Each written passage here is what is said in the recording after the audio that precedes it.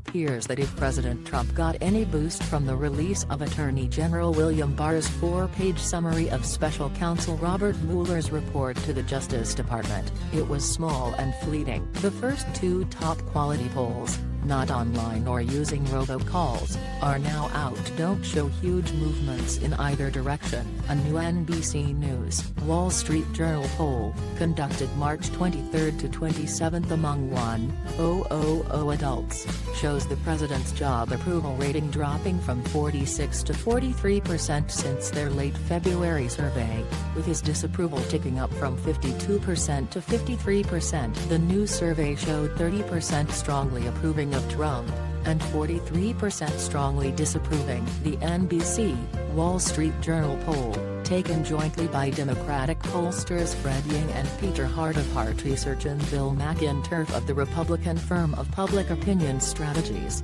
found that 85% of Republicans, 36% of independents, and 9% of Democrats approved the job Trump was doing. His approval was at 39% among suburban women and 37% among moderates. One finding that tells you a lot about what is going on is that Trump's approval was 35% among white women with 4-year college degrees and 66% among white men with less than a college degree. The NPR/PBS NewsHour, Marist poll of 938 adults, taken March 25 to 27, showed Trump's approval rating moving up from 39% to 42% since a February 18 poll, with disapproval down from 55% to 51%. The new poll showed 26% of adults strongly approving of the president's performance and 40% strongly disapproving. Among just registered voters, Trump's approval stood at 43% with a disapproval of 50%. While Trump may have hoped for a gain immediately after the Barr summary was released and the brief caption was "No collusion,"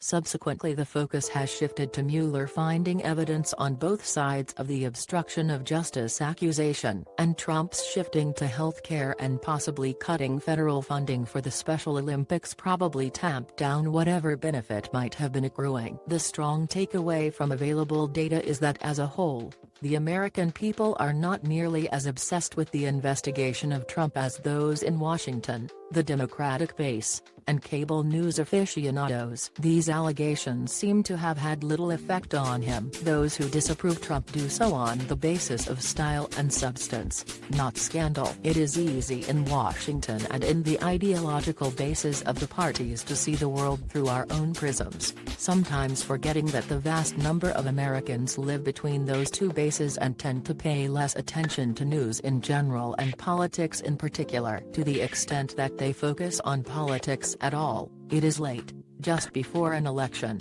and they tend to see things in terms of how they affect their families and daily lives. Many are quite cynical about politics and often assume the worst. They see all politicians as scoundrels, and as a result don't seem to be shocked when they hear allegations against them, whether those charges are illegitimate or not. For Republicans and Trump backers, any hopes that release of the summary would put the whole matter to rest have been dashed, as are expectations that the president would use this as an opportunity to hit a restart button, to stop stepping on good news and pivoting back to his base at the expense of persuading swing voters. Trump is often his own worst enemy. The NBC, Wall Street Journal poll asked registered voters if they would be enthusiastic, comfortable, have some reservations, or be very uncomfortable about Donald Trump running for president.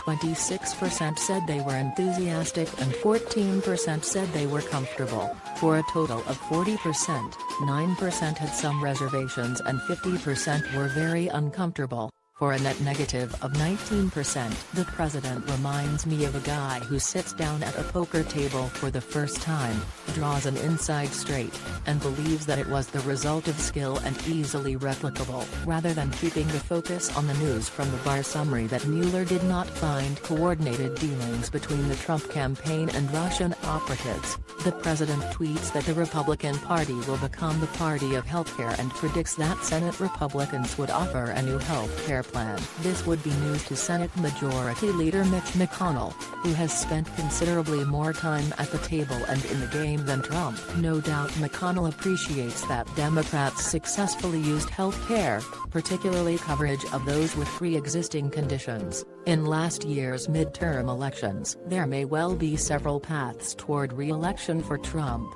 but he seems determined to head in the wrong direction.